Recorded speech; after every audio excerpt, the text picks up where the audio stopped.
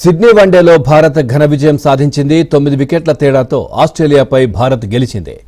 చివరి వన్డేలో సెంచరీతో రోహిత్ శర్మ చెలరేగాడు. 3 వన్డేల సిరీస్ను 2-1 తేడాతో ఆస్ట్రేలియా కైవసం చేసుకుంది.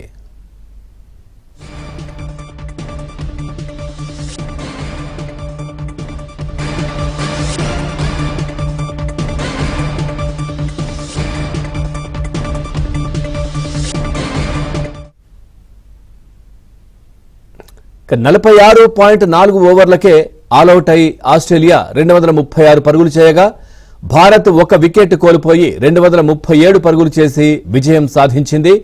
రోహిత్ శర్మ 121, విరాట్ కోహ్లీ 74 పరుగులు చేశారు.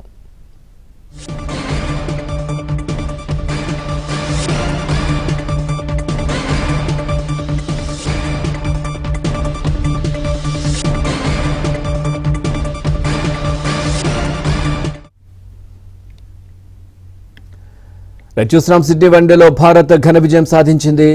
ఇదే విషయానికి సంబంధించి మరింత సమాచారాన్ని స్పోర్ట్స్ అనలిస్ట్ చంద్రశేఖర్ గారిని అడిగి తెలుసుకుందాం. సార్ నమస్కారం. నమస్తే సార్, ఏంటి ఎలా చూస్తారు ఈ విజయాన్ని, ఎట్లా చూస్తున్నారు?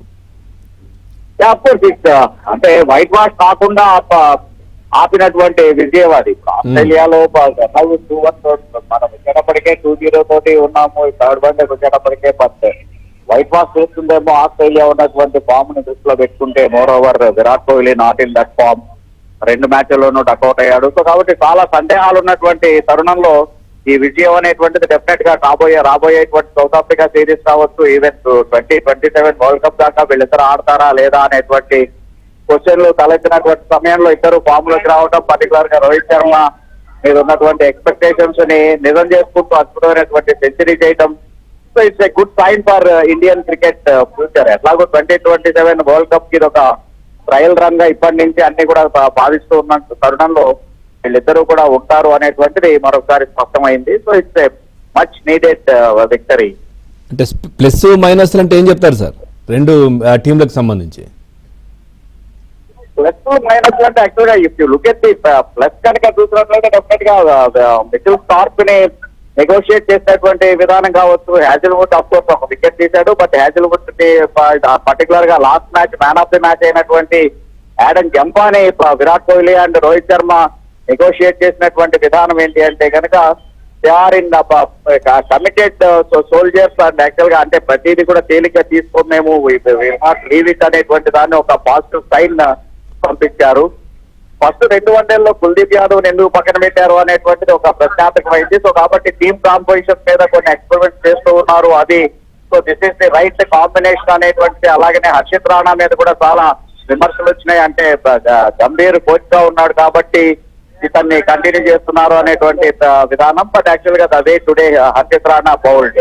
సో ఒకవేళ బుమ్రా లేకపోయినా కూడా even another strike bowler Siraj power play లో వికెట్లు తీయలేకపోతూ ఉన్నాడు. సో అలాంటి తరుణంలో ఇద్దరు స్ట్రైక్ బౌలర్లు ఒకవేళ లేకపోయినా కూడా, అంటే సరైనటువంటితో లేకపోయినా కూడా we can restrict the opponent for a లో స్కోర్ అనేటువంటిది ప్రూవ్ చేసింది మ్యాచ్. సో ఆ రకంగా అన్ని విధాలను ఇండియాకి చాలా కాన్ఫిడెన్స్ ఇచ్చినటువంటి మ్యాచ్ ఇది. Bowling unit or the batting unit. Right. అలాగే చంద్రశేఖర్ గారు, అంటే మనం ఆస్ట్రేలియా టీం కి సంబంధించి చూస్తే కనుక మొదటి నుంచి కూడా పటిష్టంగా ఉంది అన్నట్టుగా కూడా మాటలు వినిపించినప్పటికీ ఏంటి అటువైపు ఏమనిపించింది మీకు ఆ టీం వైపు చూస్తుంటే?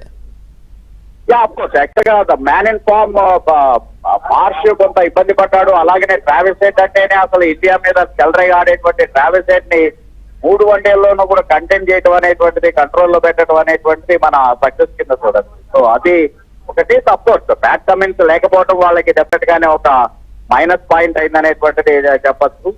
సో ఆ రకంగా టోటల్ గానే ఆస్ట్రేలియా చాలా బాగా ఉన్నా కూడా వాళ్ళ బౌలింగ్ యూనిట్ కూడా ఎట్లయితే మనం బుమ్రా లేకపోతే కొంచెం వీకెన్ అవుతాము బౌలింగ్ లో అనేటువంటి విధంగానే బ్యాట్ కమిన్స్ లేకపోతే కూడా వాళ్ళ బౌలింగ్ స్ట్రెంత్ ని వీకెన్ చేసింది అని చెప్పేసి అని భావించవచ్చు. So that is their minus point. Right sir, thank you sir.